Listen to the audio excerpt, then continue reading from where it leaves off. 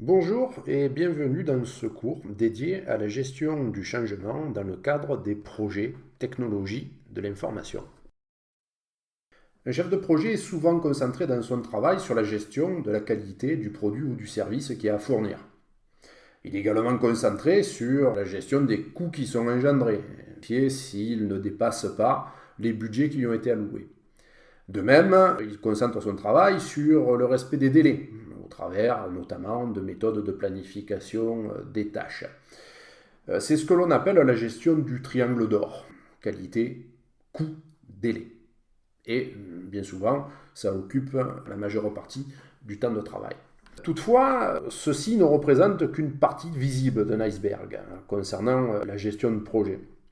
En effet, lorsque celui-ci implique des changements organisationnels, comme c'est le cas lorsqu'on implémente de nouvelles technologies de l'information, de nouveaux, on modifie les habitudes de travail des acteurs, des employés de l'entreprise, et ce faisant, différents comportements émergent bien souvent avec plus ou moins d'acceptation du projet. Alors, bien sûr, on pourra voir des personnes qui vont soutenir ce projet, qui vont y voir des avantages, une amélioration possible de leur manière de travailler, mais d'autres personnes, et puis pour des raisons parfois plus profondes, auront des comportements plus résistants et opposants donc au projet. Et entre les deux, on pourra avoir des catégories d'acteurs qui auront des comportements plus nuancés, mais dont le comportement pourra varier selon la manière avec laquelle le projet évolue et est géré. L'objectif de ce cours est de comprendre justement les comportements de résistance qui sont associés à des projets de technologie de l'information et de voir les actions susceptibles de les juguler lorsqu'on est un chef de projet. Voyons d'abord quels sont les types de changements possibles. Pour une entreprise, un changement peut d'abord lui être imposé par son environnement, et ce de manière progressive ou plus brutale. Pour un changement progressif, nous sommes sur des projets, par exemple, imposés par l'État dans le cadre de la réforme du temps du travail, ou des réformes plus récentes d'ordre fiscal sur le prélèvement des impôts à la source. Elles sont porteuses, bien évidemment, de changements de processus au sein des entreprises, mais peuvent malgré tout être anticipées. Certains changements, en revanche, imposés par l'environnement sont plus brutaux et relèvent de gestion de situations de crise. Accidents, des conflits sociaux avec le cas des Gilets jaunes et toutes les répercussions que cela a pu avoir sur l'économie, et encore plus récemment sur le Covid-19 et les décisions de confinement de la population. Les changements sont aussi volontaires au sein des entreprises et développés à leur propre initiative. Ils peuvent d'abord être construits de manière progressive sur une durée moyen ou long terme, portés par exemple sur le souci d'amélioration de la qualité des processus de travail. Ils peuvent être également inscrits sur une période plus restreinte, 1 an, 2 ans, et auquel cas nous sommes dans des logiques de transformation de pratiques de l'organisation. C'est le cas des projets informatiques qui sont porteurs de changements dans les organisations, et c'est donc dans ce cadre-là que s'inscrit ce cours. Concernant les projets technologie de l'information, nous pouvons, dans un premier temps, faire l'état d'un paradoxe.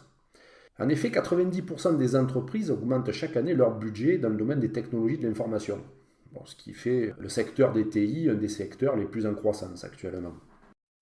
Et en même temps, on se rend compte que les retours sur investissement sont pour le moins mitigés. Voici un tableau établi par le Standish Group, qui est un cabinet de conseil et d'analyse mondial de référence dans le domaine, et qui régulièrement fait l'état de ce paradoxe. En effet, au plus les projets vont être grands, et donc porteurs de changements, au plus ils seront enclins à être associés à des situations d'échec ou de résultats mitigés.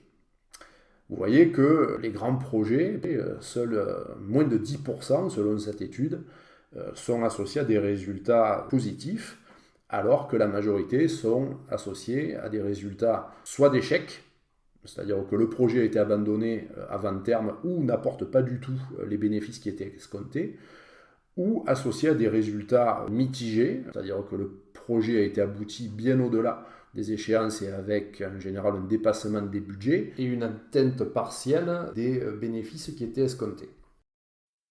Parmi les raisons de ces échecs, nous en retiendrons ici 3 principales. La première, c'est souvent la trop faible implication des parties prenantes au projet. Et ici, pas simplement la hiérarchie de l'entreprise, mais bien souvent les utilisateurs des logiciels qu'il s'agit d'implémenter et qui souvent ne sont pas enrôlés suffisamment tôt dans le projet pour faire part de leur propre point de vue, de leurs propres craintes, de leurs propres souhaits et attentes. Le deuxième, c'est souvent le manque d'objectifs clairs associés au projet. Trop d'entreprises investissent dans des systèmes d'information coûteux simplement pour s'aligner sur les pratiques de la concurrence, sans trop avoir une vision stratégique associée. Ainsi, on voit souvent des objectifs soit trop vagues, le fait qu'on souhaite améliorer le fonctionnement de l'entreprise ou les relations avec les clients, ou parfois des objectifs trop ambitieux. On souhaite augmenter de X% le nombre de parts de marché, ou encore tout autant les bénéfices de l'entreprise. Le troisième élément, et c'est celui qui va nous intéresser le plus ici, c'est la sous-estimation des changements organisationnels qui sont liés à ces projets-là. Dès lors que l'on touche à l'organisation, on touche à l'être humain, à ses habitudes, à sa façon de travailler, et cela peut occasionner des résistances au changement. Les résistances au changement, elles se gèrent avec des styles différents. La littérature nous permet d'en résumer les principales. Les travaux de Barkey et Hartwig permettent de distinguer d'abord les approches dites intégratives. La première, c'est la résolution du problème. L'organisation a un problème, il s'agirait de trouver la solution optimale qui satisfasse toutes les parties. Vous en conviendrez que c'est probablement la solution la plus difficile à obtenir. La deuxième approche, c'est la recherche du compromis. À défaut de pouvoir trouver une solution optimale pour tout le monde, celle qui consiste à trouver une solution qui soit à peu près satisfaisante et qui permette de minimiser les résistances au changement. Le deuxième type d'approche, plus radicale, ce sont ce que les auteurs appellent les approches distributives. La première est l'affirmation. Ici, peu de libertés sont données aux parties prenantes, en particulier aux employés ou aux utilisateurs, puisque c'est la hiérarchie qui impose les choix. Ce style de management se retrouve dans beaucoup d'entreprises et dans le domaine des systèmes d'information. Bien souvent, celles qui investissent dans des ERP de grande envergure imposent des solutions aux utilisateurs sans trop vraiment leur laisser de possibilités d'adoption de solutions autres que celles qui sont souhaitées par la hiérarchie. Notre approche, c'est celle de l'accommodation, qui est l'inverse quasiment de la précédente. Dans des entreprises où on a une attention beaucoup plus forte sur l'importance du social, l'importance du climat de travail dans les entreprises, on pourra être enclin de favoriser les solutions qui sont préférées par les employés et finalement les laisser quelque peu être porteurs et décideurs des solutions à implémenter. Une dernière façon de gérer le changement, approche beaucoup plus marginale et peu utilisée, c'est la stratégie de l'évitement. Plutôt que d'intervenir dans la résolution du problème, la hiérarchie laisse les employés la possibilité de résoudre par eux-mêmes le problème et de trouver la solution. On en conviendra, ces approches ne sont pas exclusives les unes des autres, et puis au cours d'un projet, un projet système d'information assez long, qui va passer par différentes phases, le manager sera par moment enclin à utiliser une approche ou une autre. Concernant maintenant la façon d'organiser le changement, vous retrouverez dans la littérature professionnelle énormément de modèles, de guides pratiques, qui sont bien souvent tout autant de recettes de cuisine. Mais gérer le changement, c'est un processus très complexe. Aussi, pour nourrir la réflexion plus sur la complexité du problème de la gestion du changement que sa résolution, me semble-t-il intéressant de mobiliser le modèle de Lewin sur le changement. Ce modèle, décliné en 3 phases, a l'énorme mérite d'attirer déjà l'attention sur un premier point qui est bien souvent négligé, Avant de chercher à changer, de mettre en place les modifications organisationnelles requises par le projet, cette nécessité de faire comprendre pourquoi il s'agit de changer. Donc ça veut dire déjà déterminer ce qui doit être modifié dans l'entreprise. Nous allons y revenir dans quelques instants. Être capable d'enrôler les parties prenantes et principalement les utilisateurs, de manière à ce que ce changement ne soit pas le seul fait de la hiérarchie et donc d'une seule façon de penser. Il s'agira également de rendre le projet légitime, avec des personnalités qui dans l'entreprise ont peut-être une certaine aura ou une certaine forme de reconnaissance qui permettra de rendre crédible ce projet-là. Ensuite, bien faire comprendre aux parties prenantes en quoi ces changements sont nécessaires, soit par rapport à une vision stratégique qu'a la direction de l'entreprise, soit par rapport à la manière avec laquelle l'environnement évolue.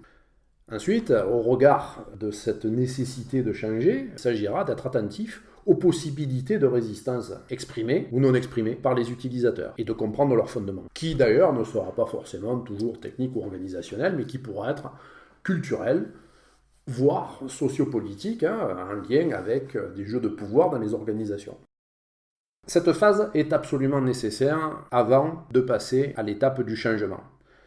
Pour résoudre un problème, effectivement, encore faut-il qu'il soit bien posé et bien pensé. Ensuite, effectivement, il s'agira d'organiser le changement, de réorganiser les processus métiers impactés par le projet système d'information et d'être attentif à la nécessité de communiquer sur l'avancée du projet, mais pas simplement à l'intérieur de l'équipe qui le porte, mais à l'ensemble des parties prenantes de l'organisation qui sont concernées directement ou indirectement. Bien souvent, dans les entreprises, lorsque le projet est lancé, l'équipe projet a la tête dans le guidon et reste inattentive à cette priorité. Et c'est bien souvent une absence de communication qui peut amener la diffusion de rumeurs fondées ou non fondées dans l'organisation. Une fois que le changement est mené, et c'est là un autre intérêt du modèle de Lewin, il y aura la nécessité de regeler les habitudes, les pratiques autour de cette nouvelle façon de faire. Bien souvent, lorsqu'un projet est achevé, l'équipe, bien sûr, cesse d'y travailler dessus et le projet commence à vivre par lui-même sans qu'il n'y ait plus trop de management de cette phase post-projet. Or, pour que le changement ait du sens dans la durée, il faut être attentif à l'après-projet et la manière avec laquelle les utilisateurs non seulement seront formés, mais également de la manière avec laquelle cette nouvelle façon de changer va être cristallisée dans des habitudes, dans des nouvelles routines, et à terme peut-être intégré dans une nouvelle culture de l'organisation. Concentrons-nous déjà sur cette phase de dégel, première phase donc du modèle de Lewin. L'entreprise, bien évidemment, doit déterminer ce qui doit changer dans l'organisation et avoir une vision assez claire. Est-ce qu'elle veut simplement automatiser des processus déjà existants pour gagner en temps, en productivité ? Souhaite-t-elle au contraire rationaliser certains de ces processus pour éviter des redondances, des pertes de temps ou de ressources? Souhaite-t-elle au contraire aller un petit peu plus loin dans le domaine de la réorganisation, sur des phases par exemple de re-engineering, de process, donc repenser les méthodes de travail afin bien sûr de les améliorer, mais qui implique déjà des changements plus importants, et qui dit changement plus important dit des risques de résistance tout aussi importants. Bien, a-t-elle une vision suffisamment claire de ce que sera l'avenir pour aller vers une stratégie de transformation qui relèverait d'un changement de paradigme concernant son activité? Ensuite, il s'agit de faire comprendre aux parties prenantes la nécessité de changer. Trop peu d'entreprises, effectivement, lancent des projets systèmes d'information sans avoir une vision très très claire des objectifs qui sont à atteindre. Donc cette nécessité de faire comprendre, ça passe bien sûr par des discours stratégiques dans lesquels les managers devront expliquer quelle est leur vision, ou bien par la mise en évidence de dysfonctionnements, de processus clés dans l'entreprise, ou bien par les exigences que représente le marché. À l'heure actuelle, beaucoup d'entreprises investissent dans le domaine du digital. Alors, il est regrettable peut-être de ne pas avoir une vision stratégique plus claire que celle-ci, mais une façon aussi de justifier le changement est le risque de marginalisation par rapport à la concurrence si l'entreprise ne se met pas au pas. Ensuite, dégeler l'existant nécessite d'avoir des personnes relais qui ne vont pas être simplement le chef d'entreprise, la hiérarchie ou le chef de projet, pour faire passer finalement la bonne parole concernant la valeur ajoutée que représente le projet pour l'organisation. Et c'est ici que le rôle de sponsor joue un rôle déterminant. Alors un sponsor dans une organisation, ça va être une personne qui est reconnue comme légitime dans l'entreprise. Légitime concernant son histoire, concernant son développement, concernant sa croissance. Ce ne sera pas le patron de l'entreprise, ce ne sera pas le chef de projet, ça pourra être le fondateur de la société, le président honoraire, le responsable R&D, ou quelqu'un qui a contribué à une image positive de l'entreprise et ayant une certaine vision du changement. Toutefois, durant cette phase de dégel, de manière à ce que le projet ne soit pas simplement perçu comme seul fait de la réflexion de la hiérarchie et imposé par cette dernière, il sera très pertinent, voire nécessaire, d'impliquer dès le début les parties prenantes et parmi ces parties prenantes, les utilisateurs. Pour illustrer cet intérêt d'impliquer les utilisateurs, je prends délibérément un exemple qui montre que même lorsqu'on est porteur d'un projet avec de bonnes intentions, ce projet n'est rien s'il n'est pas perçu comme tel par les personnes auxquelles on s'adresse. Remontons dans les années 80. Dans les années 80, le rallye Paris-Dakar n'était pas qu'une course automobile, camion, moto. Son fondateur, Thierry Sabine, que vous voyez à gauche sur la photo, souhaitait, au travers de cet événement sportif, récolter des fonds pour une action humanitaire. Action humanitaire qui consistait, entre autres choses, à creuser des puits, des forages d'eau, auprès des villages sahariens qui étaient traversés par le rallye.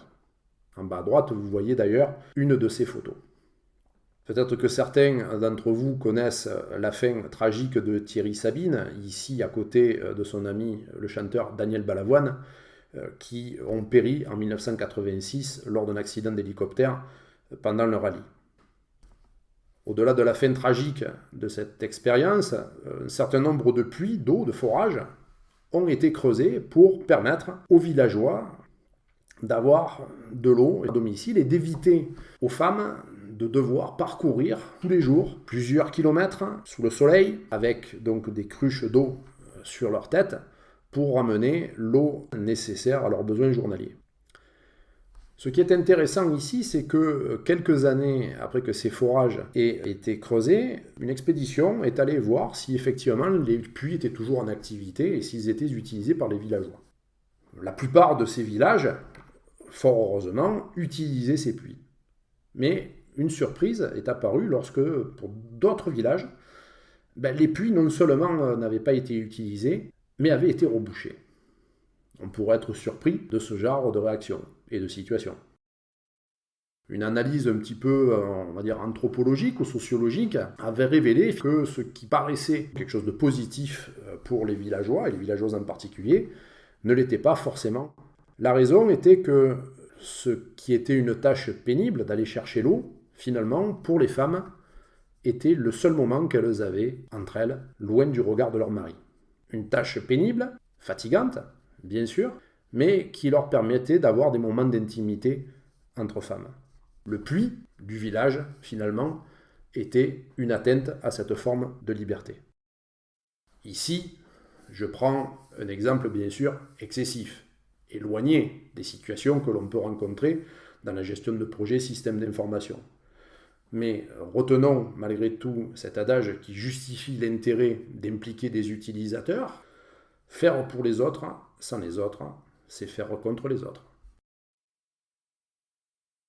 Cette phase de dégel implique aussi de comprendre les résistances qui seront exprimées par les utilisateurs et les parties prenantes que nous impliquerons dans le projet, et ce le plus tôt possible.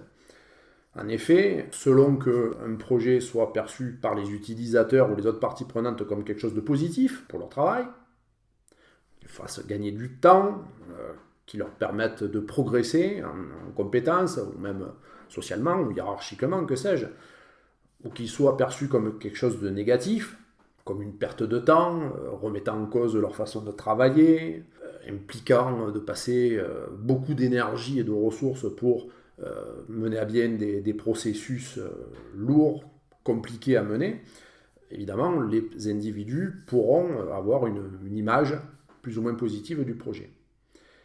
Mais selon qu'ils percevront que le projet a des grandes chances d'aboutir ou pas, on pourra observer des comportements différents. C'est ce que représente la matrice que nous avons. Dès lors qu'un projet est perçu comme quelque chose de positif pour l'individu et que celui-ci le perçoit comme ayant de bonnes chances d'aboutir, d'être mené à son terme, eh bien en général, c'est là que nous retrouvons la catégorie des acteurs support du projet. Pour les personnes qui le perçoivent de manière positive, mais qui en revanche sont plus nuancées sur les chances d'aboutissement du projet, eh bien, nous observons en général des acteurs qui ont un comportement plus passif et qui restent petit peu plus en retrait. Ils sont intéressés par le projet, mais étant donné qu'il a des chances de ne pas aboutir, ils préfèrent ne pas trop y passer du temps. Ensuite, pour ceux qui en revanche le perçoivent comme quelque chose de négatif pour leur travail personnel, eh bien, ils auront un comportement prudent si en même temps ils perçoivent que le projet a des chances de ne pas aboutir et de mourir par lui-même. Bon, en revanche, les comportements, on va dire, en général les plus négatifs et les plus agressifs sont exprimés par ceux qui non seulement perçoivent le projet comme négatif pour eux-mêmes, mais en plus comme un projet qui a de fortes chances d'être mené à son terme. Et là, nous avons les personnes qui sont qualifiées comme étant en situation de rejet par rapport au projet. Alors bien évidemment, on peut avoir le réflexe, la tentation d'impliquer dans l'équipe projet que les utilisateurs qui sont des supports. Le risque ici est d'avoir finalement une vision quelque peu limitée du projet et de ses conséquences. Il peut être intéressant d'impliquer des personnes qui auront un regard un petit peu plus critique, même si certains d'entre eux pourront même se situer en situation de rejet. Par exemple, la société Schneider Electric, qui a développé auprès de toutes ses filiales à travers le monde un ERP nommé Bridge, a décidé d'impliquer principalement des utilisateurs dans l'équipe projet qui étaient en situation, non pas d'acceptation, mais de rejet, pour nourrir justement les débats constructifs et avoir une vue un petit peu prolixe des différents points de vue concernant la bienséance du projet. Alors en effet, les résistances envers un projet TI peuvent être diverses et variées. Un individu pourra être contre le nouveau système implémenté, le nouveau logiciel. Imaginez quelqu'un qui est habitué à travailler avec le même outil depuis des années et qui va se retrouver avec une nouvelle interface, avec une ergonomie à laquelle il n'est pas habitué. On pourra être également en conflit par rapport aux nouvelles tâches à réaliser, une nouvelle façon de travailler, une nouvelle façon de se coordonner avec d'autres acteurs de l'entreprise avec lesquels jusqu'ici on n'avait pas l'habitude de travailler. Sur les nouvelles compétences qui seront nécessaires, certains systèmes d'information amènent une certaine transversalité des processus et donc une nouvelle façon d'appréhender le management ou la gestion d'une tâche. Mais parfois, lorsque on creuse un peu plus, on se rend compte que pour des projets de grande envergure, parfois ceux-ci sont associés à des problèmes plus profonds, à des conflits culturels, et qui dépassent quelque peu le périmètre du projet et donc la responsabilité de celui qui en est le chef. Exemple de conflit culturel, dans les années 2000, lorsque le secteur hospitalier s'est réformé et a implanté là aussi des systèmes d'information perfectionnés, permettant de faire ce qu'on appelle un suivi à l'acte médical, à l'époque, il y a eu des résistances, non pas de la part des utilisateurs, mais de la part du corps médical, parce qu'on voyait là finalement une première étape vers une forme de mercantilisation de l'activité des hôpitaux. Les conflits liés aux technologies de l'information peuvent également avoir un côté plus sociopolitique. Dès lors qu'on réorganise des processus, on redistribue différemment le pouvoir dans une entreprise. Et certains pourront gagner en pouvoir, d'autres en perdre. Un de mes doctorants a pu révéler ce genre de problème au sein d'une entreprise de conseil. Il était en charge de la mise en place d'un système d'aide à la décision qui était censé faciliter et aider le travail des consultants lorsqu'ils sont en clientèle. Il s'est rendu compte qu'un certain nombre de résistances étaient exprimées envers le système, son ergonomie, son utilité, la manière avec laquelle les algorithmes d'aide à la décision avaient été conçus. Pour finalement se rendre compte que ces discours-là étaient quelque peu superficiels et qu'il y avait une crainte de perte de pouvoir de la part des consultants seniors de l'entreprise. Ils voyaient là finalement une remise en cause de leur propre expertise au sein de la société. Et ce problème correspondait à un manque de reconnaissance de cette catégorie du personnel par la hiérarchie. En d'autres termes, un projet système d'information peut souffrir de ce que j'appelle le syndrome bouc émissaire. Derrière les résistances qui sont exprimées envers la technologie qu'il s'agit d'implémenter, peut se cacher des résistances plus profondes qui sont liées à des dimensions culturelles et sociopolitiques au sein des organisations. En d'autres termes, je ne conseille jamais aux étudiants de chercher à simplifier des problèmes. Cherchez au contraire à les complexifier et de comprendre tout le contexte socio-politique et culturel dans lequel baigne le projet que vous avez à gérer. Concernant la phase de changement, maintenant, certains points méritent de retenir notre attention, et ce, indépendamment de la manière avec laquelle le projet est géré, que ce soit selon une méthode traditionnelle, linéaire, séquentielle, ou des méthodes plus contemporaines et modernes comme peuvent l'être les méthodes dites agiles. Tout d'abord, il s'agit de définir le périmètre du projet, et ce, à la lumière des résistances et des problématiques qui auront été soulevées par la phase de dégel. Est-ce qu'on va chercher à développer le système d'information sur tout l'ensemble de l'activité de l'entreprise ou bien simplement sur certains services, certains départements et avoir ensuite une démarche plus progressive? Mais il s'agira déjà d'avoir des objectifs qui sont clairs. Comme je le disais, beaucoup de projets sont lancés avec des objectifs de performance déraisonnables et bien trop éloignés de ce qu'un système d'information peut raisonnablement apporter. Alors, il vaut mieux définir des objectifs clairs, mesurables, par exemple au travers d'indicateurs clés de performance, ce qu'on appelle des KPI, en termes de réduction du temps de traitement d'un dossier client, par exemple, de niveau d'augmentation de la productivité d'un service, ou de la réduction des délais de livraison ou de fabrication d'un produit, ou des niveaux de satisfaction client. De même, la manière avec laquelle l'équipe projet va être constituée va avoir un rôle déterminant sur la conduite du changement. Selon qu'on ait une équipe projet qui soit dirigée essentiellement par des informaticiens ou par des techniciens, il y aura une appréhension différente d'une équipe qui serait gérée que par des gestionnaires. Alors aussi, une solution hybride consiste à avoir une direction qu'on appelle bicéphale, ou du moins un mode de direction qui permet de représenter deux modèles de pensée différents dans l'organisation.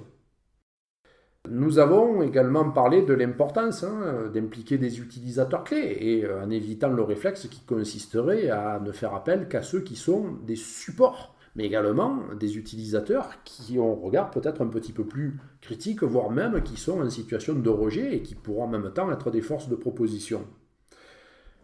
Notre élément important sur la constitution d'une équipe projet, c'est de pouvoir impliquer ce qu'on appelle des process owners, donc des personnes qui sont responsables de processus clés de l'entreprise, et pas seulement les processus clés tels qu'ils sont définis dans le cahier des charges et dans le périmètre du projet, mais les processus clés majeurs de l'ensemble de l'entreprise, de manière à pouvoir tenir compte de l'effet systémique que va avoir une organisation et de l'effet produit par le système d'information implémenté.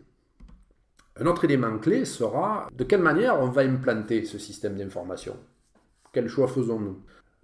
S'agit-il d'avoir un système qui soit personnalisé et donc adapté à l'existant, quitte à avoir à recourir à du développement sur mesure?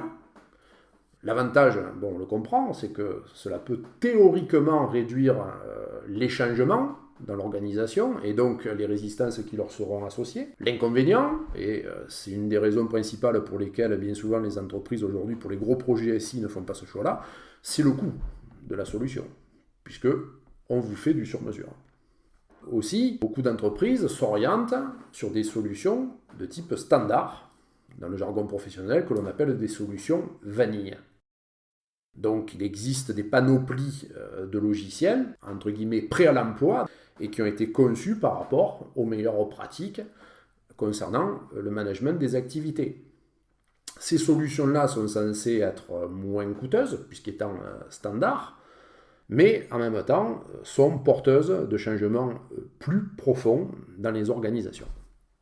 L'autre question qu'il faudra se poser en termes de changement, de quelle manière ces solutions-là vont être ensuite implémentées au sein de l'entreprise.